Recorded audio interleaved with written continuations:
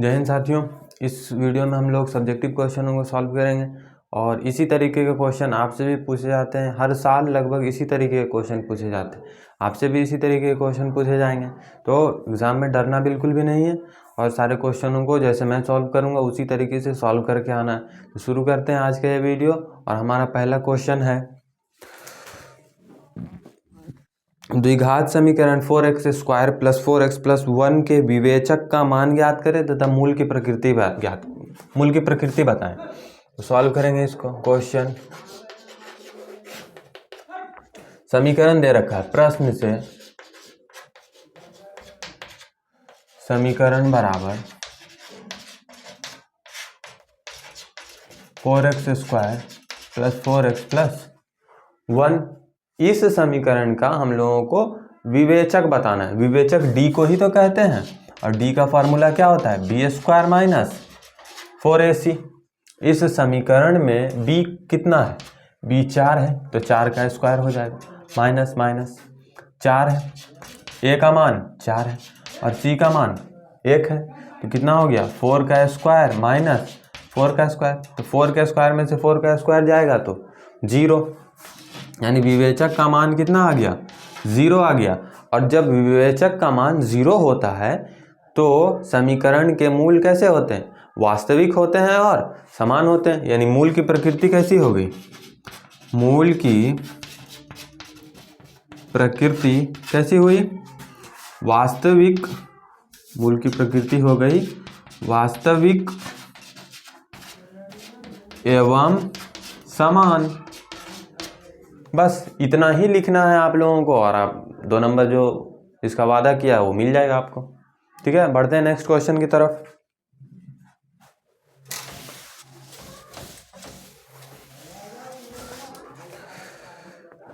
Question number 12 कह रहा है समानांतर श्रेणी 9, 13, 17, 21 का 20वां पद ज्ञात करें। सॉल्व करते हैं।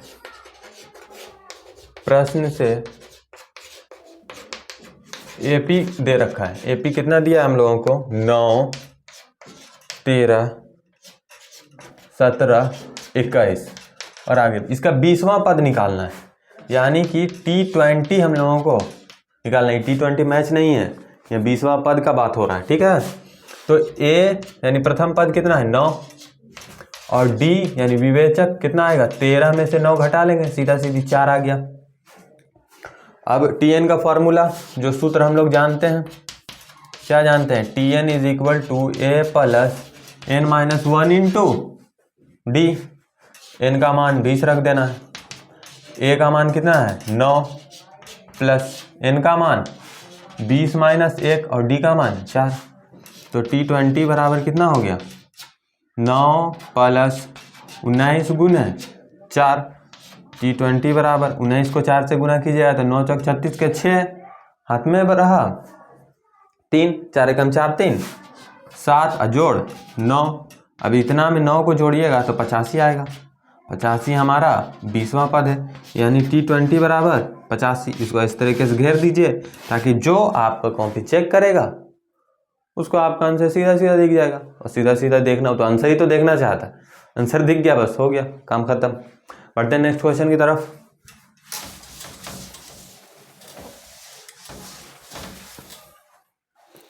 लीजिए, समानांतर श्रेणी का बहुत अच्छा क्वेश्चन है। किसी समानांतर श्रेणी का 5वां पद 11, 9वां पद 7 है तो इसका 16वां पद निकालिए। बहुत अच्छा क्वेश्चन है, आइए सॉल्व करते हैं। इसमें समानांतर श्रेणी को भी ऐड कर दिया है और 2 चर वाले रैखिक समीकरण को भी ऐड कर दिया है।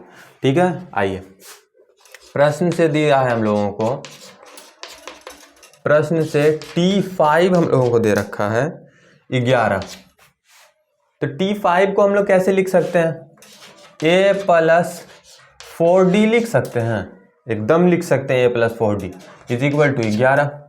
और हम लोगों को क्या दे रखा था, एवं T9 बराबर दे रखा था 7। तो T9 को हम लोग क्या लिख सकते हैं, A + 8D = 7। इसको समीकरण 1 मान लीजिए और इसको समीकरण 2 मान लीजिए। आइए समीकरण 1 और 2 से चलते हैं। समीकरण 1 और 2 से a plus 4d is equal to 11 और a plus 8d is equal to 7। यहाँ प्लस है तो माइनस दे देंगे, प्लस है तो माइनस दे देंगे, प्लस है तो माइनस दे देंगे, ये कट गया, खत्म। और ये कितना आ गया -4d। 4d में से -8d घटेगा तो -4d आएगा जी। और यहाँ कितना आ गया 4, यानी d का मान -1 हो गया, d का मान -1 हो गया। और हम लोगों को निकालना कितना था, हम लोगों को t16 निकालना है। और इस प्रथम पद भी ज्ञात कर लेते हैं। समीकरण 1 में d का मान रखने पर, समीकरण 1 में d का मान रखिए तो a प्लस 4 इंटू -1, d का मान -1 है, -1 रख दिए, is equal to 11। a -4 is equal to 11, तो a का मान कितना आ गया, 4 उधर माइनस में है, उधर जाएगा प्लस में, 11 4 15, a का मान हो गया 15। अब हम लोगों को t16 ज्ञात करना है। t16, तो t16 के लिए फॉर्मूला हम लोग क्या जानते हैं, a plus n-1 into D. a का मान कितना है 15, n का मान 16, 16 -1 और d का मान कितना हो गया 1, -1। ध्यान से, छोटी मोटी गलती हो जाती है, कोई बात नहीं। 15 प्लस 15 गुने -1, यानी कि t16 बराबर 15 माइनस 15, और 15 में 15 गया तो 0। t16 का मान कितना निकल के आया 0। अच्छा एक बात, यहाँ पे आंसर तो निकाल दें, लेकिन एक चीज़ गलती हो गया, तो आपको एग्जाम में नहीं करना है। जैसे मैंने क्या किया, यहाँ नीचे भर गया था, ऐसे लकीर खींच के फिर इधर की। एग्जाम में आपको कॉपी में ऐसा गलती नहीं करना है। आपको अगर नीचे यहाँ हो जाए फिर कॉपी पलट लीजिए, वहाँ लिखना स्टार्ट कीजिए, ऐसे करके मत लिखिए, क्योंकि एग्जाम में सफिशिएंट कॉपी मिलता है, बहुत सारा कॉपी रहता है, तो उतना आपसे भरेगा भी नहीं। ठीक है, बढ़ते हैं नेक्स्ट क्वेश्चन की तरफ। मिटा दें इसको, बात समझ में आई थी ना? हाँ सर आई थी, इतने भी ना समझ नहीं है हम।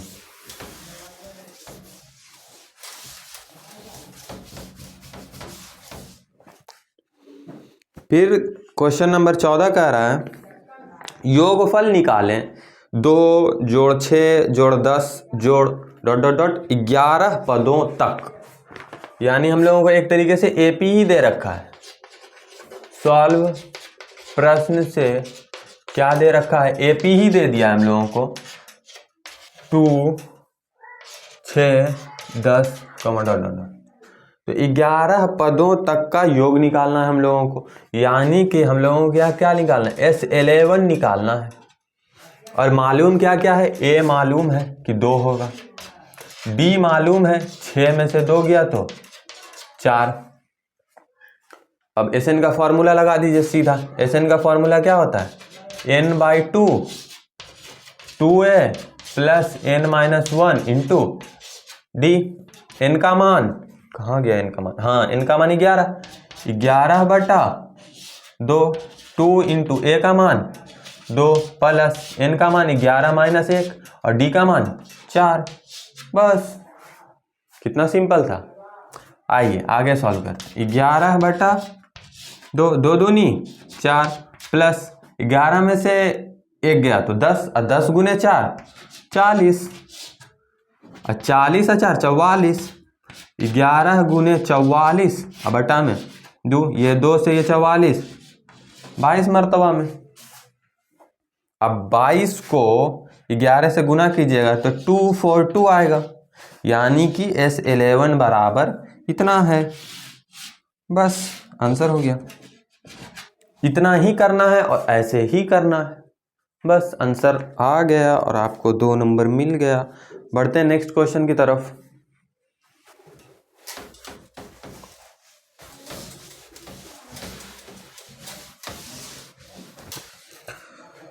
प्रथम 100 प्राकृत संख्याओं का योग निकालें।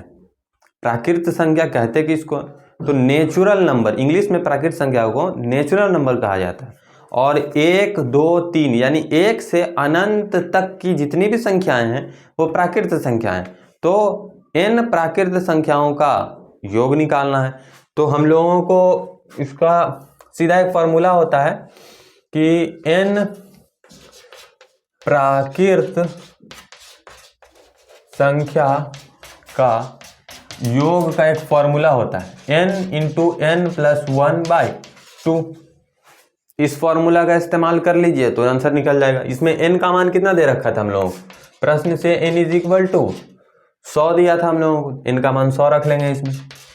100 प्लस 1 101 अब बटा में 2, इस 2 से ये 100 50 मरतबा में, और फिर 50 से 101 में गुना कीजिएगा तो 50 आंसर आ गया। लीजिए एक तो तरीका ये हो गया। एक तरीका और क्या हो सकता है, Sn का फॉर्मूला लगा के भी हम लोग निकाल सकते हैं। आइए देखिए हम लोग कर सकते हैं AP बराबर, इसको AP बना देते हैं, प्राकृत संख्याएं लिख लेते हैं 1 2 3 4 डॉट डॉट डॉट कहाँ तक 100 तक। 100 से आगे नहीं बढ़ना है क्योंकि यहाँ कह दिया है कि 100 प्राकृत संख्याओं का जो है हम लोगों को योग निकालना है। ठीक, तो इसमें हम लोगों को n का मान मालूम है 100, a का मान मालूम है 1 और d का मान मालूम है 1। 2 में से 1 गया तो 1 ही। अब Sn का फॉर्मूला लगाइए, Sn is equal to n/2 2a plus n-1 into D.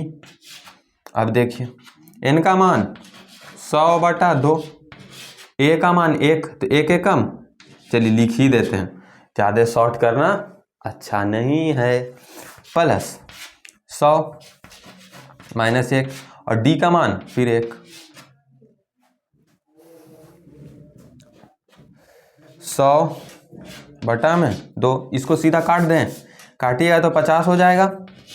ये हो गया 2 एकम 2 जोड़ 99, 100 में से 1 घटा 99, 99 एकम 99 और 99 में 1 2 जोड़िएगा तो कितना आएगा 50 गुना 101 और फिर तो वही आ गया 50 गुना 101, 50 गुना 101 कीजिएगा तो 50 हो जाएगा, 50 हो गया। आगे 20 आते हैं 50 हो गया, आंसर है यही।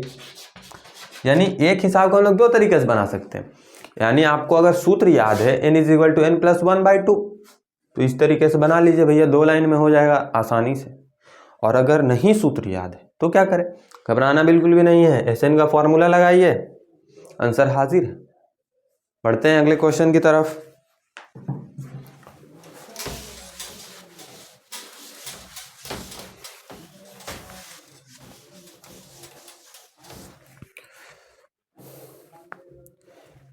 ABC एक समद्विबाहु त्रिभुज है जिसमें AC बराबर BC है। यदि AB का स्क्वायर बराबर 2AC का स्क्वायर तो सिद्ध करें कि ABC एक समकोण त्रिभुज है। आइए प्रश्न से हम लोगों को क्या क्या दे रखा है, पहले तो एक समद्विबाहु त्रिभुज बोला है तो समद्विबाहु त्रिभुज बना लेते हैं। लीजिए समद्विबाहु त्रिभुज हाजिर है, A B और C। इसमें दे रखा था हम लोगों को कि AC बराबर है BC के, यानी ये वाली भुजा के बराबर है। और क्या बोल रहा है कि AB का स्क्वायर बराबर 2AC का स्क्वायर, AB का स्क्वायर बराबर 2AC का स्क्वायर। लिखिए, लिख दिया। अब हम लोग क्या लिख सकते हैं, AB का स्क्वायर 2AC का स्क्वायर को हम लोग लिख सकते हैं AC का स्क्वायर जोड़ AC का स्क्वायर। देख लीजिए ध्यान से, एकदम लिख सकते हैं 2AC का स्क्वायर को AC का स्क्वायर प्लस AC का स्क्वायर लिख सकते हैं, लिख दिया है। AB का स्क्वायर को बराबर हम लोग क्या लिख सकते हैं, AC को हम लोग BC लिख सकते हैं, यहाँ दिया हुआ है AC बराबर BC तो AC को हम लोग BC लिख सकते हैं, और यहाँ स्क्वायर था इस वजह से यहाँ भी स्क्वायर प्लस AC का स्क्वायर। अब इसको जरा ध्यान से देखिए क्या आया, AB क्या है, बड़ी भुजा है, AB बड़ी भुजा है, BC क्या है, आधार है, और AC क्या है, लंब है। यानी बड़ी भुजा का वर्ग अन्य दो भुजाओं के वर्गों के योग के बराबर आ गया।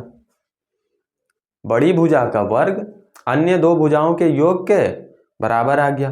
तो पाइथागोरस प्रमेय का विलोम क्या कहता है कि जब कर्ण का वर्ग अन्य दो भुजाओं के वर्गों के योग के बराबर हो जाए तो कर्ण के सामने वाला कोण, कर्ण के सामने का, कर्ण यह हुआ, कर्ण के सामने का कोण ये क्या हो जाता है, 90 डिग्री हो जाता है।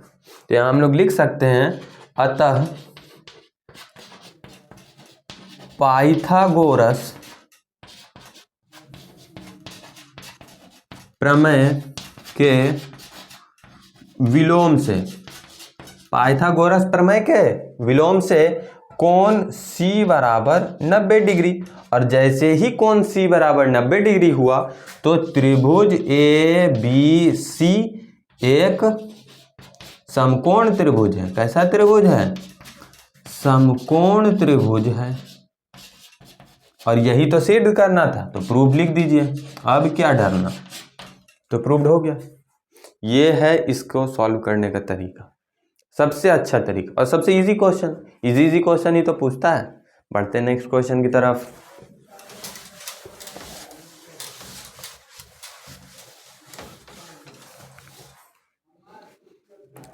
एक समबाहु त्रिभुज की परिमिति 30 सेंटीमीटर है तो उसका क्षेत्रफल निकालें। इस क्वेश्चन को पहले खुद सॉल्व कीजिए, फिर हम बताएंगे। सॉल्व कीजिए। चलिए कर लिए सॉल्व। चलिए अब हम बताते हैं। एक समकोण त्रिभुज दिया है, एक समकोण त्रिभुज बना लीजिए। सॉल्व प्रश्न से समकोण त्रिभुज बनाइए। ये देखिए समकोण त्रिभुज बन गया। नाम रख दीजिए ABC। इसकी भुजाएं क्या होंगी? जब समकोण कह दिया, नहीं समकोण नहीं है, समबाहु, बोलने में मिस्टेक हो गया, सॉरी। समबाहु त्रिभुज यानी कि वैसा त्रिभुज जिसकी तीनों भुजाएं आपस में बराबर हैं। तो तीनों भुजाओं को A मान लीजिए, किसी एक भुजा को 1 मान लीजिए। यहां लिख देते हैं माना समबाहु त्रिभुज की एक भुजा A है, माने हैं A है, तो दूसरी भुजा भी क्या हो जाएगी? A हो जाएगी, और तीसरी भुजा भी A हो जाएगी। और परिमिति क्या दे रखा है हम लोगों को प्रश्न से? परिमिति बराबर 30 दे रखा है। और परिमिति होता क्या है? भुजाओं के योग के बराबर होता है, यानी A + A + A के बराबर होता है परिमिति। यानी कि इसको लिख सकते हैं A + A किसके बराबर है? 30 के बराबर है। A + A क्या हो गया? 3A। 3A किसके बराबर है? 30 के बराबर। तो A का मान कितना आ गया? 10 आ गया। कितना सिंपल। अब समबाहु त्रिभुज का क्षेत्रफल का फॉर्मूला क्या होता है? याद है? लिख दीजिए। समबाहु त्रिभुज का क्षेत्रफल फॉर्मूला क्या है? √3 गुने भुजा स्क्वायर बटा 4। ये क्षेत्रफल का फॉर्मूला होता है। अब इसमें भुजा का मान 10 रख दीजिए। कितना आ गया? √3 गुने 10 का स्क्वायर 100 बटा में 4। 10 का स्क्वायर कर दिए डायरेक्ट, ठीक। ये 4 से ये 100 कट गया, 25 मरतबा 24 कहाँ से लिखा रहा है? 25। आंसर कितना आ गया? 25 √3। ये सेंटीमीटर था तो सेंटीमीटर स्क्वायर। आंसर हो गया, सॉल्व हो गया। इतना इजी था। इसको एक तरीके से और सॉल्व कर सकते हैं। इसको नोट कर लीजिए, फिर मैं बताता हूँ एक और तरीका क्या हो सकता है इसको सॉल्व करने का। नोट कर लिए? इसको मिटा के बताते हैं। आइए, एक और तरीका हो सकता है हीरोन के सूत्र से इसको सॉल्व करने का। उससे भी किया जा सकता है। जैसे यहाँ हम लोगों को परिमिति दिया था 30 सेंटीमीटर, तो तीनों भुजाओं का योग होता है 30 के बराबर, यानी A का मान कितना आ गया था? 10 आ गया था। अर्ध परिमिति कितना होगा? अर्ध परिमिति, तो परिमिति 30 है तो अर्ध परिमिति कितना हो जाएगा? परिमिति का आधा, यानी कि 15 सेंटीमीटर अर्ध परिमिति हो गया। और हीरोन का सूत्र में क्या जानते हैं हम लोग हीरोन का सूत्र? हीरोन का सूत्र होता है under root S into S minus A into S minus B into S minus C. A B C का भी मान मालूम है और एस का भी मान मालूम है। अर्ध परिमिति ही को क्या बोला जाता है? एस बोला जाता है। आइए, एस का मान कितना है? 15। 15 माइनस ए का मान कितना है? 10। फिर 10 माइनस एस का मान 10, माइनस है तो माइनस, और बी का मान फिर से 10। फिर 10 15, यहाँ 15 होगा ना, 15 माइनस 10 पूरे पे अंडर रूट। ठीक है, ध्यान से देख लीजिए। बराबर 15 गुने 10 में 15 में से 5 गया तो 5, फिर 15 में से 10 गया तो 5, 15 में से 10 गया तो 5, 15 में से 10 गया तो 5, और 15 में से 10 गया फिर 5 का अंडर रूट। अब हम इसको क्या लिख सकते हैं? 5 गुना 5 गुना 5 गुना 5 गुना 3 लिख सकते हैं का अंडर रूट। अब देखिए जोड़ा लग गया, इस 5 5 का जोड़ा लग गया और इस 5 5 का जोड़ा लग गया, तो जोड़ा में से एक बाहर निकाल लेते हैं। आइए, जोड़ा में से एक बाहर निकाल लेते हैं। इस जोड़ा में से एक बाहर निकला 5, इस जोड़ा में से एक बाहर निकला 5, और रूट 3 का कोई जोड़ा नहीं लग रहा है तो रूट 3 अंदर ही हो जाएगा। रूट 3 5 5 है 25 रूट 3। अब देख लीजिए ये वाला तरीका कैसा लग रहा है आपको और इससे अगला वाला तरीका कैसा लग रहा है, तो जो पसंद हो वो लीजिए। ठीक है, बढ़ते हैं नेक्स्ट क्वेश्चन की तरफ।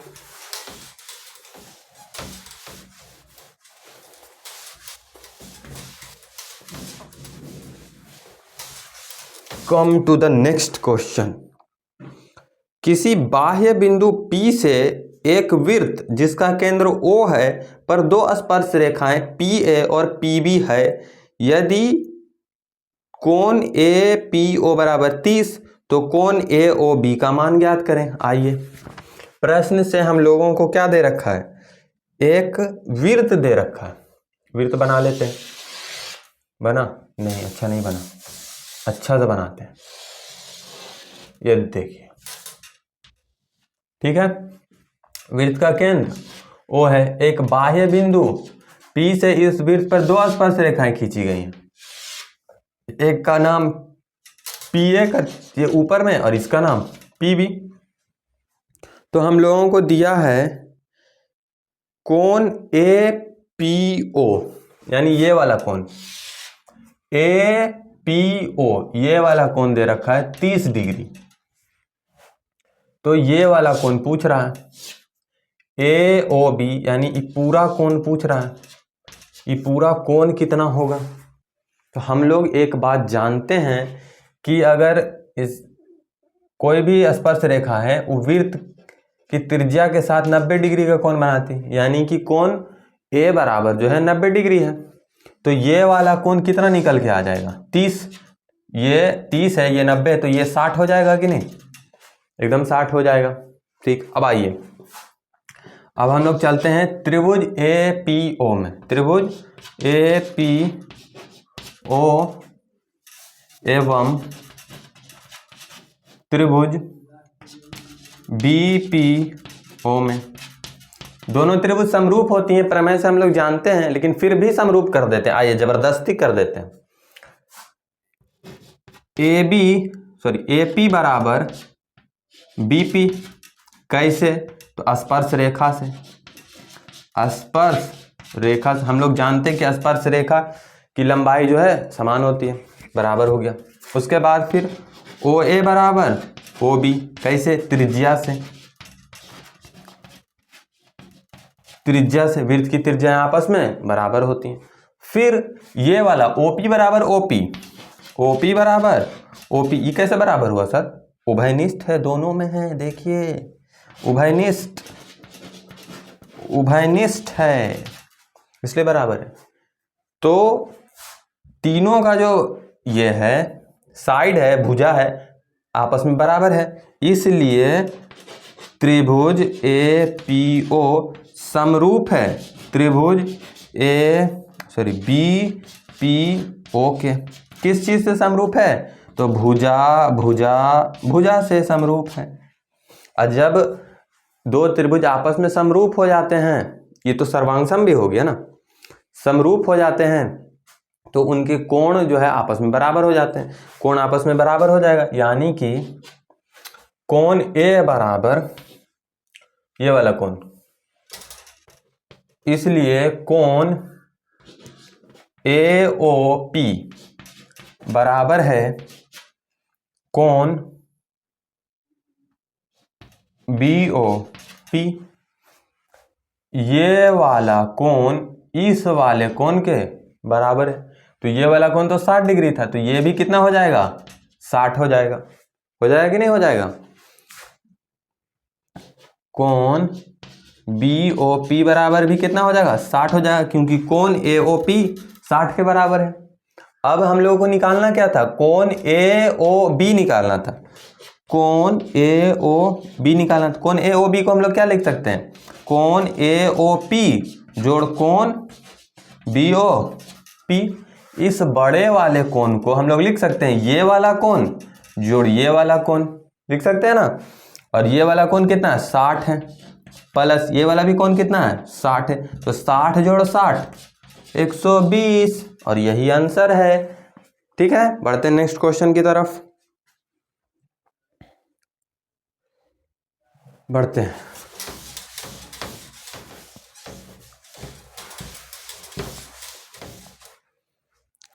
एक वृत्त की परिधि 88 सेंटीमीटर है, 88 सेंटीमीटर है, तो वृत्त के चतुर्थांश का क्षेत्रफल ज्ञात कीजिए। परिधि दे रखा है, एक वृत्त है, इस वृत्त का केंद्र यहां पर होगा, त्रिज्या मान लेते हैं R है, लिख देते हैं माना त्रिज्या बराबर R सेंटीमीटर। ठीक, प्रश्न से हम लोगों को क्या दिया था,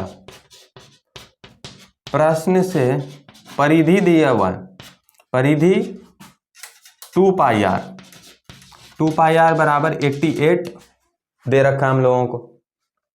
यहां से हम लोग r का मान निकाल सकते हैं, क्योंकि 2 का मान तो 2 ही रहेगा, और पाई का मान 22/7, तो r का मान निकल जाएगा। 2 इंटू पाई का मान 22/7 into r is equal to 88।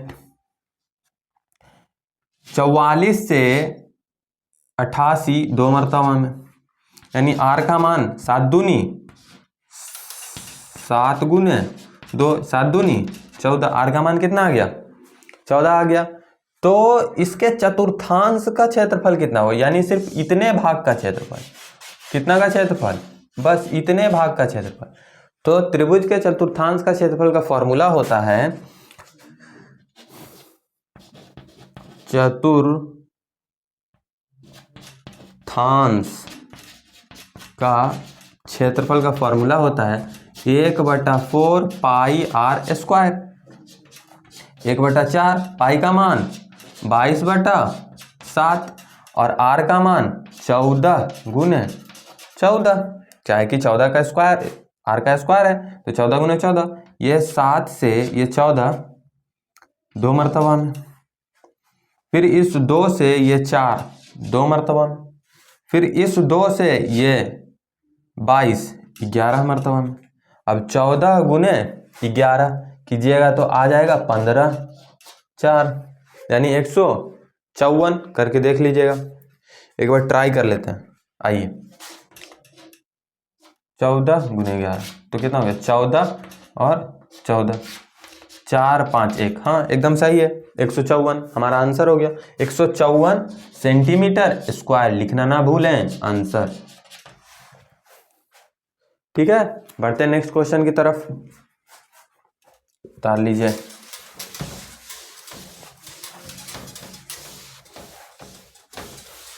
और हमारा आखिरी और पूरे 7 करोड़ के लिए सवाल, दो वृत्त की त्रिज्याएं क्रमशः 8 सेंटीमीटर और 6 सेंटीमीटर है, उस वृत्त की त्रिज्या ज्ञात करें जिसका क्षेत्रफल इन दोनों वृत्तों के क्षेत्रफल के योग के बराबर है। आइए, एक वृत्त है, इसकी त्रिज्या दे रखा है 8 सेंटीमीटर, ओके। एक और वृत्त है, इसकी त्रिज्या दे रखा है 6 सेंटीमीटर, फिर से ओके। इस त्रिभुज का क्षेत्रफल कितना हो जाएगा? इसको नहीं, त्रिभुज कहाँ बोल रहे हैं, वृत्त। सर्किल ए बोल रहे हैं, सर्किल ए, इसको सर्किल 2। सर्किल ए का क्षेत्रफल क्या होगा? पाई आर स्क्वायर ही तो होगा, पाई आर स्क्वायर ही तो होगा। पाई का मान पाई ही रहने देते हैं, और आर का स्क्वायर यानी 8 का स्क्वायर, यानी पाई 8 का स्क्वायर 64, पाई 64 सेंटीमीटर स्क्वायर। ये 8 सेंटीमीटर त्रिज्या वाले वृत्त का क्षेत्रफल हो गया। अब आइए 6 सेंटीमीटर त्रिज्या वाले वृत्त का क्षेत्रफल निकालते हैं। C2 बराबर यानी कि पाई आर स्क्वायर, पाई को पाई ही रहने देते, और आर का मान 6 का स्क्वायर, पाई 6 छक 36, यानी पाई 36 सेंटीमीटर स्क्वायर। ये हो गया 6 सेंटीमीटर त्रिज्या वाले वृत्त का क्षेत्रफल। अब इन दोनों क्षेत्रफलों को जोड़कर एक बड़ा वृत्त बनाया गया। क्या किया गया है? एक बड़ा वृत्त बनाया गया, जिसका क्षेत्रफल क्या है? इसका क्षेत्रफल जो है इन दोनों क्षेत्रफल के योग के बराबर है, यानी कि पाई 64 और जोड़ पाई 36 कितना आ गया? पाई 100। इतना सेंटीमीटर स्क्वायर है इस बड़े वाले वृत्त का क्षेत्रफल। इसकी त्रिज्या बोला है निकालने के लिए। इस वृत्त की त्रिज्या को हम लोग क्या मान लेते हैं? आर मान लिया। ओके, तो क्षेत्रफल बराबर क्या फॉर्मूला हो जाता है? पाई आर का स्क्वायर, बड़ी आर माना इसलिए बड़ी आर लिखा है। क्षेत्रफल हम लोगों को पहले ही मालूम है, pi 100 is equal to pi r का स्क्वायर। ये पाई से ये पाई छम्मा छम्मा, आर बराबर आर का स्क्वायर बराबर क्या आ गया? 100, और आर बराबर √100, और आर का मान 10 सेंटीमीटर। यानी कि 8 सेंटीमीटर त्रिज्या वाले वृत्त का क्षेत्रफल और 6 सेंटीमीटर त्रिज्या वाले वृत्त के क्षेत्रफल को अगर मिलाया जाता है तो 10 सेंटीमीटर त्रिज्या वाले वृत्त का निर्माण होता है। और ये आज की वीडियो का आखिरी क्वेश्चन था। मिलते हैं नेक्स्ट वीडियो में, जब तक के लिए जय हिंद।